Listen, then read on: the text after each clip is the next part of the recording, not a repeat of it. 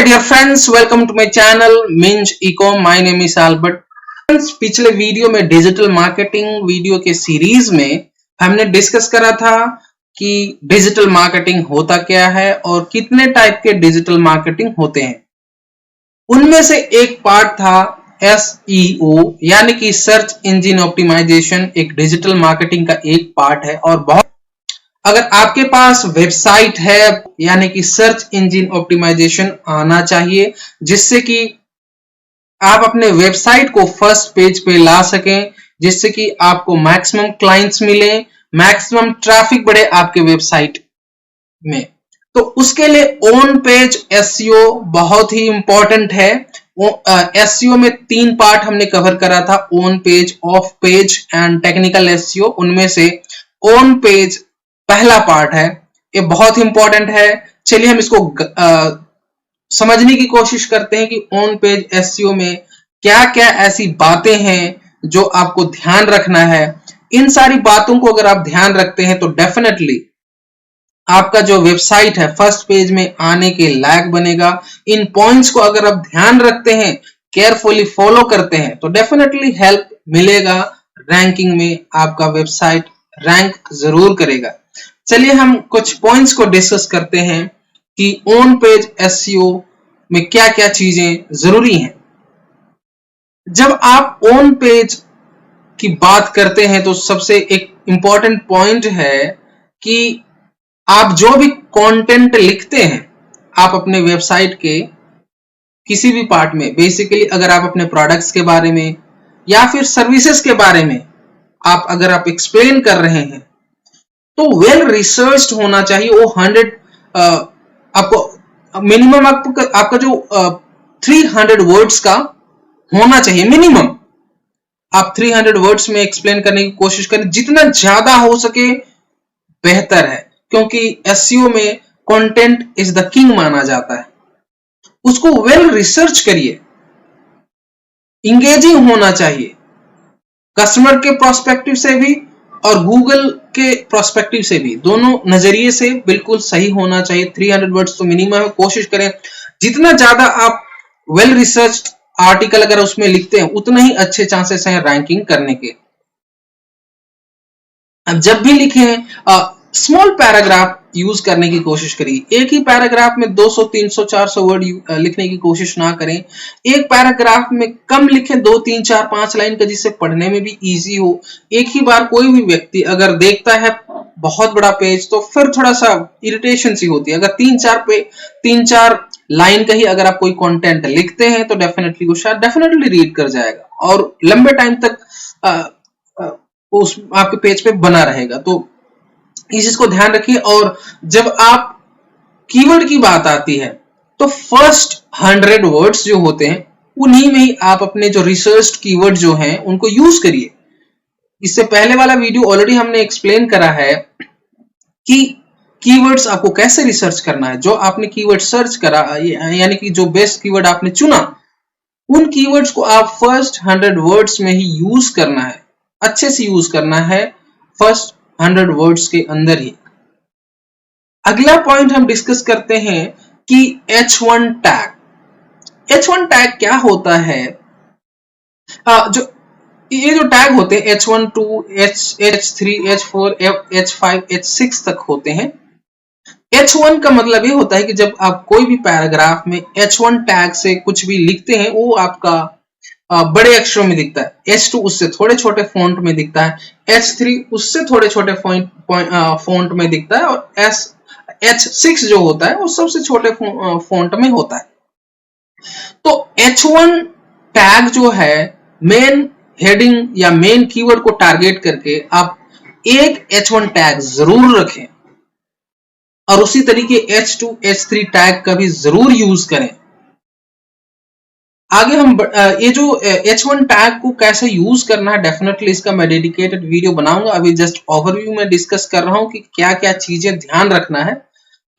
एक इन्हीं सारी चीजों की एक डिटेल वीडियो बनाऊंगा कि H1 टैग कैसे करना है, या फिर अगला जो कीवर्ड डेंसिटी की बात कर रहा हूं, या जो भी जितने भी पॉइंट्स है उनको डेडिकेटेड वीडियो बनाऊंगा। नेक्स्ट पॉइंट है मेंटेन कीवर्ड डेंसिटी। इसका मतलब ये होता है कि अगर आप जितने भी वर्ड्स के आपने आर्टिकल लिखा किसी भी एक पेज में, अगर होम पेज की ही बात करूं, अगर आपने 100 वर्ड्स लिखे तो एटलीस्ट जो कीवर्ड आप टारगेट कर रहे हैं, जिस कीवर्ड से आप अपने वेबसाइट को रैंक करने की कोशिश कर रहे हैं, तो वो कीवर्ड एटलीस्ट 2 बार पेज में होना चाहिए। पहला तो है कि फर्स्ट 100 वर्ड्स के अंदर में ही होना चाहिए और बाकी कहीं पे भी आप यूज करते हैं, यूज करना चाहिए, यानी कि जो 2% वो जो पर्टिकुलर जो कीवर्ड, जिस कीवर्ड को आप टारगेट कर रहे हैं, टोटल उस पर्टिकुलर पेज के आर्टिकल में 2% कवर होना चाहिए। उसके जस्ट अपोजिट कीवर्ड स्टफिंग नहीं होना चाहिए। कहने का मतलब कि एक जो 2% मेंटेन करने के बजाय आप 10% आपने यानी कि 100 वर्ड का आपने एक आर्टिकल बनाया, उसमें 8-10 बार आपने सेम कीवर्ड को आप लिख रहे हैं, तो कीवर्ड स्टफिंग होता है। इसमें इस तरीके से यूसेज आपका जो गूगल एल्गोरिदम के खिलाफ होता है, उसमें भी रैंकिंग करने में प्रॉब्लम होगी। अगला जो हम बात करते हैं एसईओ फ्रेंडली यूआरएल। यूआरएल से सिंपल मतलब है कि आपका जो वेबसाइट का लिंक, मैक्सिमम वेबसाइट डेवलपर्स अगर जो बनाते हैं तो डेफिनेटली केयर करते हैं, लेकिन अगर कभी भी अगर कोई ऐसी मिस्टेक अगर हो रही है, अगर ऐसा जो अपर केस में आपका जो यूआरएल है, तो उनको तुरंत इंडेक्स होने से पहले जैसे आपका वेबसाइट लॉन्च होता है उसको चेक करिए और उसको सही करा लें, यानी कि जो लोअर केस में आपका यूआरएल होना चाहिए और आपके जो वेबसाइट के यूआरएल में स्पेशल कैरेक्टर भी नहीं होना चाहिए और आपका जो यूआरएल हो भी बहुत लंबा नहीं होना चाहिए और आपका जो कुछ स्पेशल कैरेक्टर है उनमें से केवल आप हाइफन ही यूज कर सकते हैं।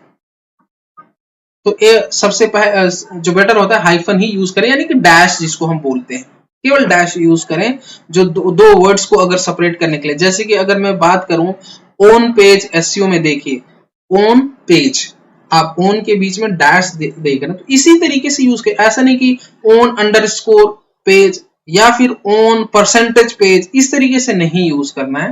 तो दो वर्ड्स जो है उनको जो अलग करने के लिए, अगर ओन पेज एसईओ गाइड है, इसका भी अगर यूआरएल बनाया जाए तो own dash page dash SEO dash guide, इस तरीके से होना चाहिए।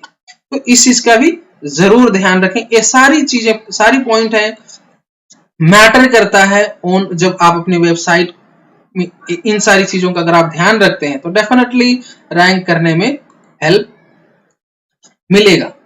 कंटेंट ऑप्टिमाइजेशन से मतलब है, पहला तो हमने पॉइंट ऑलरेडी डिस्कस कर लिया कि 100 वर्ड्स में ही आपका कीवर्ड होने चाहिए और 300 वर्ड्स से ज्यादा होना चाहिए, ये सारी चीजें। इसके अलावा एक होता है प्लेगरिज्म का मतलब होता है कि आप जब भी कंटेंट अपलोड कर रहे हैं, अगर आप अपने से लिखा, आपने रिसर्च करके, फिर भी आप एक बार चेक कर लीजिए आप कि वो पर्टिकुलर जो कंटेंट आपने लिखा डुप्लीकेट तो नहीं है।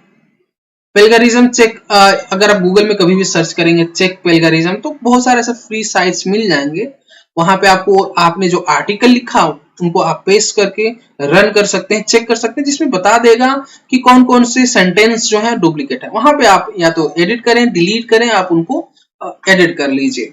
डुप्लीकेट कंटेंट मतलब कभी भी आप किसी भी वेबसाइट का कंटेंट यूज मत करिए, आपको प्रॉब्लम क्रिएट करेगा।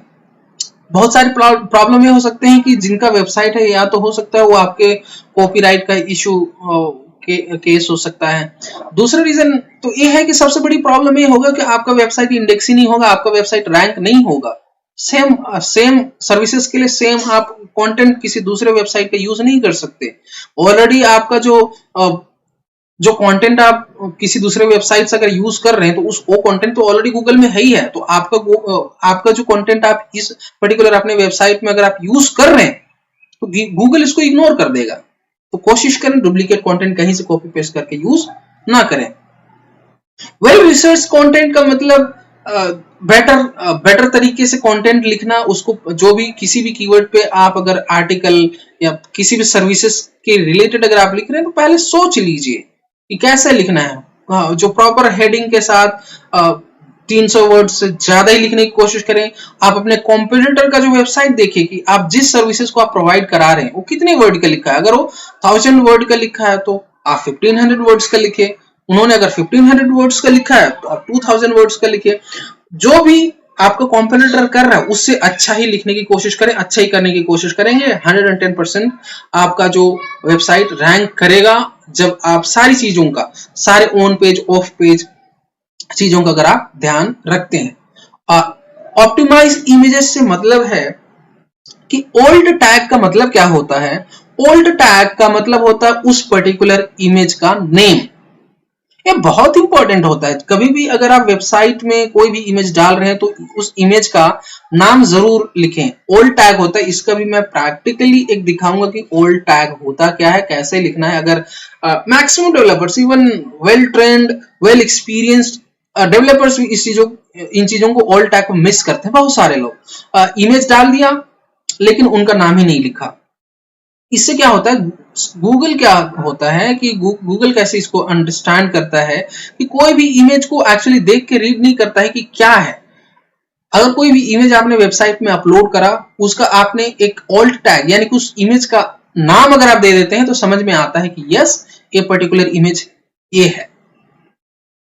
उसी तरीके image also should be unique. अगर इमेज यूनिक रखते हैं तो सीन क्या, इसका जो बेनिफिट क्या होगा कि ऑलरेडी अगर कोई दूसरा इमेज कहीं से गूगल से ही आप कॉपी पेस्ट कर रहे हैं, अपने वेबसाइट में अपलोड कर रहे हैं, तो अगर वो पर्टिकुलर इमेज ऑलरेडी इंडेक्स हो चुका है तो गूगल उसको क्यों इंडेक्स करेगा? डेफिनेटली उसमें प्रॉब्लम क्रिएट करेगा। एंड यूज कंप्रेस्ड इमेज का मतलब होता है कि इमेज को छोटे साइज में, यानी कि बड़े साइज का इमेज ना लें। यानी कि बड़े साइज का इमेज से मतलब साइज से नहीं, यानी कि उसका जो पर्टिकुलर साइज से मतलब है। अगर छोटा इमेज साइज रहेगा तो आपका जो वेबसाइट लोडिंग टाइम वगैरह बहुत सारी चीजें हैं जिसपे इंपैक्ट पड़ता है, तो इमेज को कंप्रेस्ड करके यूज करें। तो दोस्तों आज हमने ऑन पेज के बारे में बेसिक चीजें हमने डिस्कस करा। अगला पॉइंट हम और जो ऑन पेज के रिलेटेड और भी सारी चीजें डिस्कस करेंगे। तो आज के लिए माय डियर फ्रेंड्स इतना ही। माय डियर फ्रेंड्स मैं ये बता दूं कि जो ये वीडियो सीरीज है और जो एसईओ का फ्री एसईओ ट्यूटोरियल का वीडियो सीरीज है, इसके रिलेटेड मैं ये भी बता दूं कि फ्लिपकार्ट सेलर्स के लिए भी वीडियो सीरीज आपको मिल जाएगा कि कैसे सेल करना है, कैसे सेल्स को बूस्ट करना है, कैसे 3 महीने के अंदर में ही आप ब्रॉन्ज सेलर से गोल्ड सेलर बन सकते हैं। सारी चीजें मैंने एक्सप्लेन करा है, अदर वीडियोस को आप चेक कर सकते हैं।